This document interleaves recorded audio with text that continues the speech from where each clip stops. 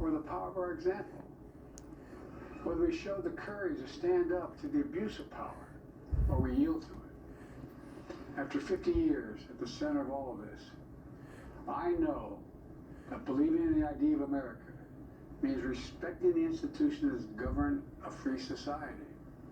The presidency, the Congress, the courts, a free and independent press. Institutions that are rooted, they just might not reflect the timeless words, but they echo the words of the Declaration of Independence. We hold these truths to be self-evident. Rooted in the timeless words of the Constitution, we the people. Our system of separation of powers, checks and balances, it may not be perfect, but it's maintained our democracy for nearly 250 years, longer than any other nation in history that's ever tried such a bold experiment. In the past 4 years, our democracy has held strong, and every day I've kept my commitment to be president for all Americans through one of the toughest periods in our nation's history. I've had a great partner in Vice President Kamala Harris. It's been the honor of my life to see the resilience of essential workers getting us through a once-in-a-century pandemic, the heroism of service members and first responders keeping us safe, the determination of advocates standing up for our rights and our freedoms, instead of losing their jobs to an economic crisis that we inherited. Millions of Americans now have the dignity of work. Millions of entrepreneurs and companies creating new businesses and industries, hiring American workers, using American products. And together, we've launched a new era of American possibilities. One of the greatest modernizations of infrastructure in our entire history, from new roads, bridges, clean water, affordable high-speed internet for every American. We invented the semiconductor, smaller than the tip of my little finger, and now it's bringing those chip factories and those jobs back to America where they belong, creating thousands of jobs. Finally, giving Medicare the power to negotiate lower prescription drug prices for millions of seniors. And finally, doing something to protect our children and our families by passing the most significant gun safety law in 30 years and bringing violent crime to a 50-year low, meeting our sacred obligation to over 1 million veterans so far who are exposed to toxic materials, and to their families, providing medical care and education benefits and more for their families. You know, it will take time to feel the full impact of all we've done together. But the seeds are planted, and they'll grow and they'll bloom for decades to come. At home, we've created nearly 17 million new jobs, more than any other single administration in a single term. More people have health care than ever before. And overseas, we've strengthened NATO. Ukraine is still free. And we've pulled ahead of our competition with China. And so much more. I'm so proud of how much we've accomplished together for the American people. And I wish the incoming administration success, because I want America to succeed.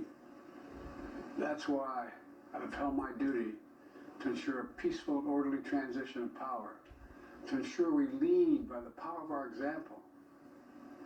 I have no doubt that America is in a position to continue to succeed. That's why my farewell address tonight, I want to warn the country of some things that give me great concern. And that's the dangerous concentration of power in the hands of a very few ultra-wealthy people. And the dangerous consequences if their abuse of power is left unchecked. Today, an oligarchy is taking shape in America of extreme wealth, power, and influence that literally threatens our entire democracy, our basic rights and freedoms, and a fair shot for everyone to get ahead. We see the consequences all across America, and we've seen it before. More than a century ago, but the American people stood up to the robber barons back then and busted the trusts. They didn't punish the wealthy, just made the wealthy play by the rules everybody else had to. Workers want rights to earn their fair share. You know, they were dealt into the deal, and it helped put us on a path to building the largest middle class, the most prosperous century any nation in the world has ever seen. And we've got to do that again. In the last 4 years, that is exactly what we've done. People should be able to make as much as they can, but play by the same rules. Pay their fair share of taxes. So much is at stake. Right now, the existential threat of climate change has never been clearer. Just look across the country, from California to North Carolina. That's why I signed the most significant climate and clean energy law ever in the history of the world, and the rest of the world is trying to model it now. It's working, creating jobs and industries of the future. Now, we've proven we don't have to choose between protecting the environment and growing the economy. We're doing both. But powerful forces want to wield their unchecked influence to eliminate the steps we've taken to tackle the climate crisis, to serve their own interest for power and profit. We must not be bullied into sacrificing the future of our children and our grandchildren. We must keep pushing forward and push faster. There's no time to waste. It's also clear that American leadership in technology is an unparalleled source of innovation that can transform lives. We see the same dangers of the concentration of technology, power, and wealth. You know, his farewell address, President Eisenhower spoke of the dangers of the military-industrial complex. He warned us then about, and I quote, the potential for the disastrous rise of misplaced power, end of quote. 6 decades later, I'm equally concerned about the potential rise of a tech-industrial complex that could pose real dangers for our country as well. Americans are being buried under an avalanche of misinformation and disinformation, enabling the abuse of power. The free press is crumbling. Editors are disappearing. Social media is giving up on fact-checking. The truth is smothered by lies told for power and for profit. We must hold the social platforms accountable to protect our children, our families, and our very democracy from the abuse of power. Meanwhile, artificial intelligence is the most consequential technology of our time, perhaps of all time. Nothing offers more profound possibilities and risks for our economy and our security, our society, for humanity. Artificial intelligence even has the potential to help us answer my call to end cancer as we know it.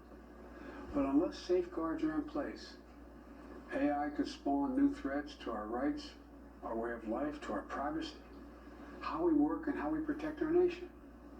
We must make sure AI is safe and trustworthy and good for all humankind.